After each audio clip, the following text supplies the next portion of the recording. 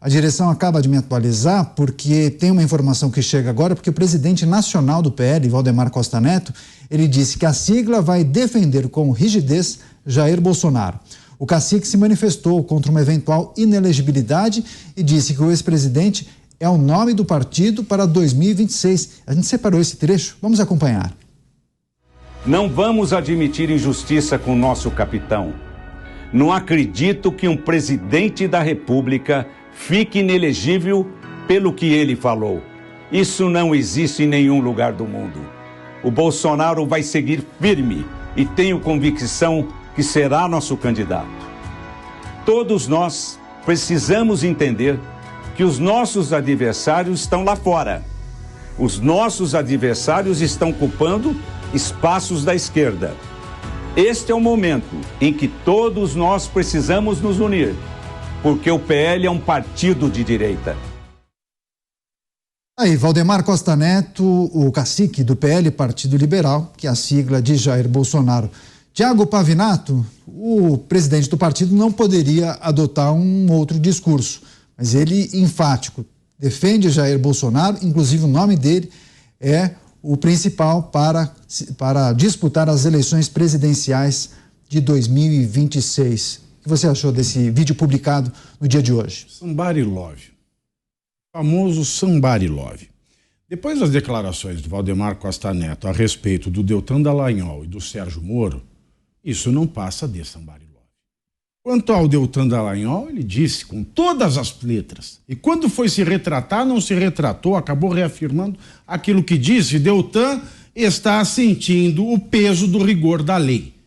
E eu pergunto mais uma vez, qual lei, cara pálida, se o inciso, a linha Q do inciso 1º do artigo 1º do Código Eleitoral fala que o membro do Ministério Público vai ser inelegível quando ele deixar o seu cargo, quando ele se exonerar ou quando ele pedir aposentadoria voluntária, estando em curso contra ele um processo administrativo disciplinar. Não haviam 15 investigações. Mas se o legislador quisesse que a investigação também entrasse nesse rol da inelegibilidade, deveria escrever na lei, porque a lei penal deve ser prévia, escrita, estrita e certa. Bom, então ele foi para cima do Deltan, falou que era o peso da lei. A lei, sed lex dura lex. Lei dura, mas lei necessária, e o mesmo ele diz contra Moro. Agora, de Moro eu ainda não sei porque existem questões contábeis. Mas o caso de Bolsonaro é o mesmo caso de Deltan Dallagnol. Não há uma lei prévia, escrita, estrita e certa que fale da inelegibilidade. Então, se ele disse que no caso de Deltan a decisão estava correta, por que não estaria agora no caso de Bolsonaro, já que nós estamos tratando de interpretações que ilegal e inconstitucionalmente, antijuridicamente, esticam as hipóteses de aplicação da lei para que o condenado responda. Se eleito estiver a cassação, e se não estiver eleito ou estando eleito depois da cassação, torne-se inelegível por 8 anos. Então, Valdemar, ele vem aqui cumprir uma tabela. A imagem dele ficou muito ruim depois das declarações que ele deu quanto a Deltan e ao Sérgio Moro. Então, é uma forma de ele se desculpar com o eleitorado da direita, e eu sinceramente não sei se ele está preocupado com o Bolsonaro, porque ainda acredito que um Bolsonaro inelegível é um negócio mais interessante para o Valdemar, porque além de usá-lo como cabo eleitoral nas campanhas municipais do próximo ano, em 2026, Jair Bolsonaro não concorrendo à presidência, o PL não vai ter o gasto com uma campanha presidencial, vai ter mais dinheiro em caixa para colocar nas campanhas a governador, e Jair Bolsonaro não precisará se preocupar com a campanha presidencial e ajudará a eleger muitos governadores ao PL. Esta é minha percepção com base naquilo que ele disse. E o que ele disse está gravado, está dito. Só se ele disser desculpa, eu errei, eu vou mudar o meu raciocínio. Quanto à questão das provas, Bolsonaro inelegível. Por que Bolsonaro não poderia ser inelegível? Primeiro, a minuta de golpe. Isso não pode ser usado, porque uma minuta de golpe ela representa um ato preparatório que sequer foi tentado. E o direito brasileiro não pune atos preparatórios. Não pune, não há punição, não há previsão legal. Aliás, a previsão é contrária, o ato preparatório não é punível, salvo no caso de terrorismo. Isso é muito discutível, mas não é o caso. Uma minuta de golpe de Estado é um ato preparatório, porque o golpe, pelos envolvidos, pelos autores dessa minuta, e nada indica que Jair Bolsonaro seja um autor dessa minuta, nada indica que ele sonhou em assinar esta minuta. Existem provas contra outras pessoas. Contra o Jair Bolsonaro, infelizmente, não tem. Ou felizmente, não tem. Fica ao critério de quem gosta ou não gosta dele, mas um ato preparatório não é punido no Brasil. E ninguém pode mudar o direito. Aliás, até os atos do 8 de janeiro, há uma discussão se essas pessoas devem ser condenadas ou não, porque o Código Penal diz no artigo 17 que a tentativa não pode ser punida quando o meio utilizado para a finalidade do crime, ela é imprópria. Ou seja, os meios não servem para a consecução dos fins. Você ir desarmado, sem o líder que queriam os manifestantes que cometeram crimes de vandalismo no 8 de janeiro, ocupasse mais uma vez a cadeira de presidente, sem armas, sem ninguém em Brasília, não tinha lá um parlamentar, não estava o próprio presidente da República, o Luiz Inácio Lula da Silva, ou seja, foi um meio totalmente inábil. Então essa é uma discussão que está ainda por vir. E mais, senhores, quanto às provas, a lei é clara, artigo 492, é vedado ao juiz proferir decisão de natureza diversa da pedida, bem como condenar a parte em quantidade superior ou condenar a parte em razão de objeto, ou seja, assunto, matéria, tese, diferente daquela que foi apresentada na demanda, ou seja, na petição inicial de 2022. Uma petição inicial de 2022 não poderia constar fatos que foram descobertos em 2023. E por fim, volto aqui ao artigo 22, acho que se a defesa Jair Bolsonaro errou hoje na sua sustentação oral no TSE, foi quando falou que não era grave o suficiente o motivo da reunião com os embaixadores, não havia gravidade ali para que se buscasse essa pena, porque o artigo 22 ele fala no inciso 16 o seguinte, ele fala que para a configuração do ato abusivo não será considerada a potencialidade de o fato alterar o resultado da eleição. Ou seja, se não houve gravidade é um outro problema, o artigo não considera, ele devia ter esquecido, porque isso vai dar pano para manga para o Benedito da Silva. E por fim, eu quero aqui fazer a leitura com vocês do artigo 22 para que fique claro de uma vez por todas que não é o caso de inelegibilidade. Leio. Quando o partido, artigo 22 da Lei Complementar 64 de 1990,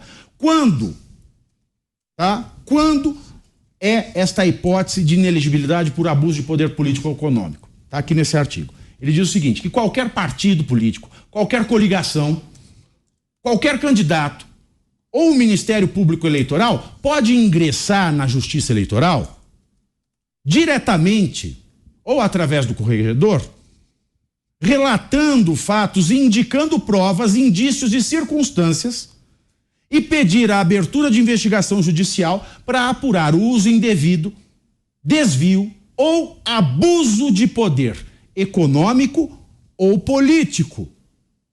Abuso do poder econômico ou do poder político, que é, no caso de abuso do poder, da autoridade, ou a utilização indevida de meios de comunicação social em benefício de candidato ou de partido político.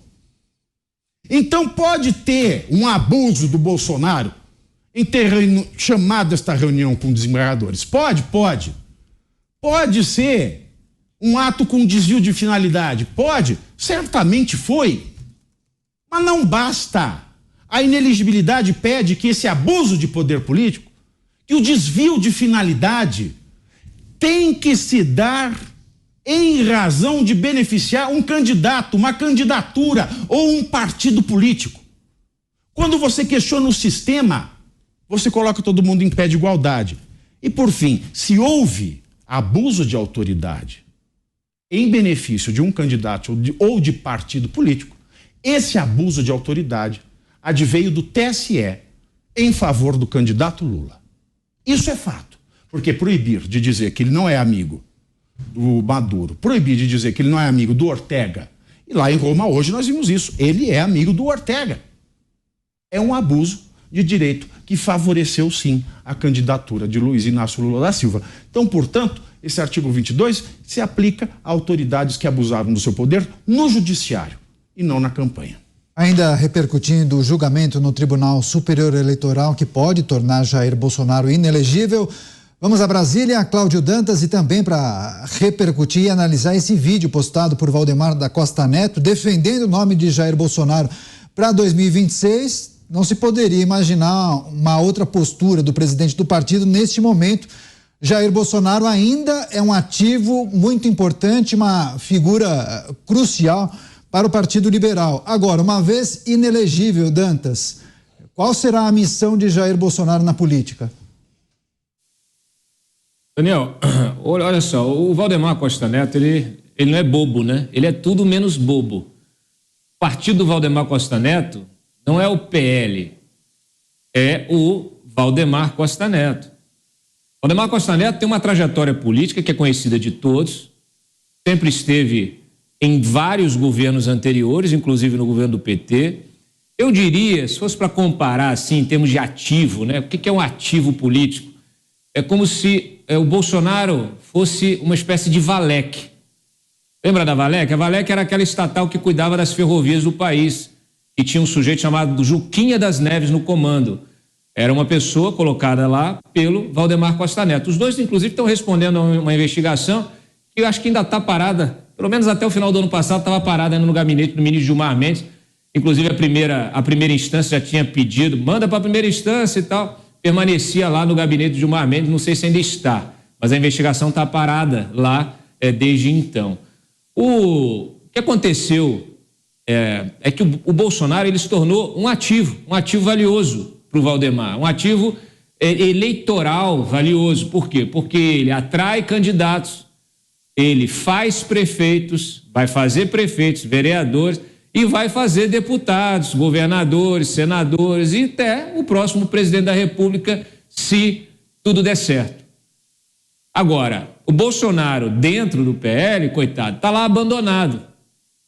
O Valdemar tinha prometido uma estrutura, colocar ele numa casa, poder trabalhar com assessoria de comunicação, jurídica e tal, sei o quê. Até poucos dias aí, poucas semanas atrás, estava ele abandonado pelo próprio Valdemar Costa Neto.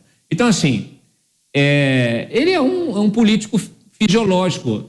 Ele diz que o partido dele tem posição. Essa posição é a que ele acha que é a melhor, de acordo com as circunstâncias. Não há nada no PL que vincule o PL à direita, como, vamos dizer assim, uma questão programática do partido, é um partido de base, né, que se fez na direita. Não.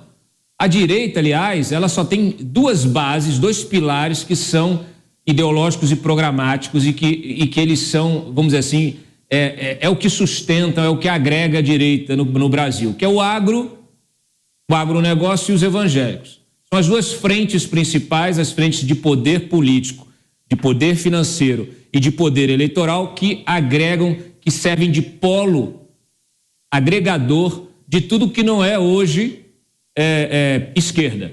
Então, até nas eleições, os antipetistas também vêm e se agregam, pegam, né, se juntam nesse bloco e para tentar resistir a essa esquerda comandada pelo PT, que a gente já conhece bem o estrago que fez no passado. Então, infelizmente, não é esse partido. E eu digo isso com conhecimento de causa, inclusive na bancada de 100 parlamentares que ele tem lá, de deputados, pelo menos 30, 35 já estão aí se orientando para se aliar ao governo do Lula. Por quê? Porque vem eleição municipal, e eleição municipal o que importa são os interesses regionais. E aí entra numa outra discussão sobre política partidária no Brasil. A gente já viu partidos de polos contrários do espectro, totalmente opostos do espectro político, caminharem juntos em determinada campanha. Por quê? Porque a situação lá daquele estado, daquele município, ela leva a esse tipo de conformação política e é uma coisa que deixa muitas vezes o eleitor assim, sem saber, sem entender, sem compreender nada. Então, você tem o Republicanos, que sim é um partido de direita hoje, que talvez, se o Marcos Pereira conseguir se articular, pode assumir uma liderança legislativa na oposição aqui no Legislativo. E você tem esses grupos. Você tem uma parte do PL que é sim, pessoal que se identifica com a direita, tem uma parte do PP que é sim, identificado com a direita, e é por aí. O próprio PP do Arthur Lira, a gente está vendo o Arthur Lira, está ali pressionado pela Polícia Federal, já abriu mão da reforma ministerial, já está tocando, acelerando a agenda do Palácio do Planalto, reforma tributária, arcabouço fiscal e tal, está aí correndo com as agendas até para poder aprovar tudo antes do recesso. Ele quer sair despreocupado, ele já não está mais preocupado com liderar uma oposição, ele está preocupado com o que ele vai fazer depois que deixar a presidência da Câmara, porque já corre em Brasília que ele vai fazer o sucessor, mas em acordo com o governo do Lula, o que seria um bypass de novo no Marcos Pereira. Então, é essa a configuração da nossa política partidária. Então, o vídeo do Valdemar é um vídeo para tentar manter essa turma agregada, tentar manter o Bolsonaro ali vivo como uma figura que possa lhe render, sabe o quê? Votos. Quanto mais votos, mais eleitos. Quanto mais eleitos, mais fundo eleitoral. É disso que se trata.